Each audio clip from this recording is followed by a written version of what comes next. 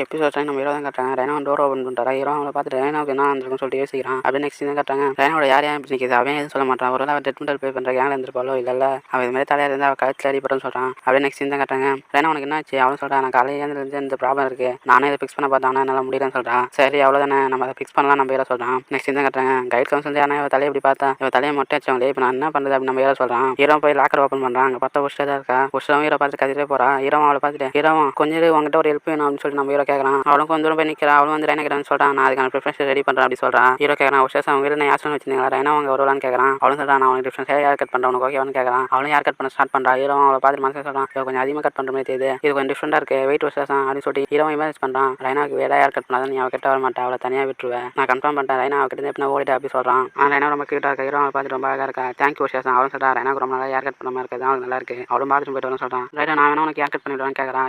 Hero இமேஜினேஷனுக்கு போகிறான். என் fans எனக்கு கொடுக்குற மாதிரி நான் சேவ் பண்ணலாம் அப்படின்னு சொல்லிட்டு நம்ம ஹீரோ யோசிக்கிறான்.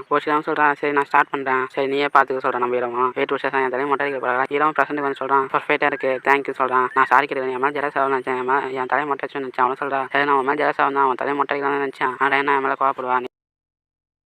தேங்க்யூ என் கூட லஞ்ச் ஆடுவார், என் லஞ்சில் நான் அவனுக்கு தரேன் சொல்கிறேன். தேங்க்யூ ரைனா. நெக்ஸ்ட் தான் கட்டுறாங்க. அவளும் லஞ்ச் பாக்ஸ் திறக்கிறான். இந்த இது உனக்கு தான் அப்படின்னு சொல்கிறான். அவளும் வாயை திறக்கிறான். ஹீரோவும் சொல்கிறான். இங்கே அவளுக்கு கெட்டாது. அவளும் சொல்கிறேன் எனக்கு எம்பாரஸாக இருக்குது. ஆனால் ரைனா எப்படி அவளுக்கு கூட்டா. ஹீரோ சொல்கிறான். உன் லஞ்ச் எப்போ நல்லா இருக்கும், நீ எப்போ எடுத்து வரதுனால நான் இம்ப்ரெஸ் ஆகிட்டேன். அவளும் சொல்கிறேன் தேங்க்ஸ். ஹீரோ சொல்கிறான். யார் ப்ராப்ளம் எப்படியே முடிஞ்சிச்சு, ஆனால் அவள் ஆக்டிங் பண்ணுறது தான் இப்போ ப்ராப்ளமாக இருக்குன்னு சொல்கிறான். ஏன்னா உனக்கு வேறு என்ன ப்ராப்ளம் இருக்குது. அவளும் சொல்கிறான். என் ஆன்சன் ட்ரைவர் மாதிரி ஃபீல் பண்ணுறான். என்னோட லிப்ஸ் கூட நீ என்ன டேக் கேர் பண்ண முடியுமா ஹீரோன்னு கேட்குறான். அவளும் லிப் பாலம் எடுத்து காட்டுறா. என் லிப்ஸ் தான் கிராக் ஆகிற மாதிரி ஃபீல் பண்ணுறான். ஹீரோ சொல்கிறான். நீ அதை அப்ளை பண்ண முடியாது. சரி நான் ட்ரை பண்ணுறேன் சொல்கிறான். அவளும் ட்ரை பண்ணுறான். ஹீரோ சொல்கிறான். சரி ஸ்டாப் பண்ணு, நானே உனக்கு வச்சு வாயத்தில். ஹீரோ உன் லிப்ஸை நான் கிராக் இருக்குது பார்க்குறேன். ஹீரோ அவளுக்கு வச்சு விடுறான். ஹீரோ சொல்கிறான். இதை நான் எப்படின்னா மறைக்கணும், இது ரொம்ப மாசம் இல்லை, இருந்தாலும் லிப்பாக வைக்கிறது ரொம்ப கஷ்டமாக இருக்குது, இப்படியே போனால் அவளோட பேச்சை கிராக் விட்டுருமே அப்படின்னு சொல்லிட்டு ஹீரோ ஃபீல் பண்ணுறான். ஓஷா சொல்கிறான். சரி நான் அதை ஹேண்டில் பண்ணுறேன். அவளும் லிப்பாக தரத்துக்கு முன்னாடி 2 மாய்ஸ்சரைசர் யூஸ் பண்ணணும், அவளை லிப்பில் எப்படி வைக்கணும்னு சொல்கிறான். தேங்க்யூ அப்படின்னு சொல்கிறான். ரைனா உனக்கு நான் ஐப்ரோஸ் கொஞ்சம் அட்ஜஸ்ட் பண்ணுறேன், உனக்கு ஓகேவான்னு கேட்குறான். அவனும் சார் தலையாட்டுறான். கொஞ்சம் வளைய ட்ரை பண்ணேன், இது உங்கள் லிம்பாட்டிக் சிஸ்டம் ஹெல்ப் பண்ணுற மெசேஜ், அப்புறம் கொஞ்சம் ஒரு லிட்டில் ஃபுட் கேர்ன்னு சொல்கிறான். எல்லாம் ஃபினிஷ் ஆயிடுச்சு. ஹீரோவும் அவகிட்ட கேட்குறான். உங்ககிட்ட என்ன ஆன் கிரீம் இருக்கா, அவளோட கியூட்னஸ் ட்ரை ஆகுது. ஆமாம் நானும் வந்துட்டேன், இந்த இது நீயே யூஸ் பண்ணலாம் அப்படின்னு சொல்லிட்டு கொடுக்குறா.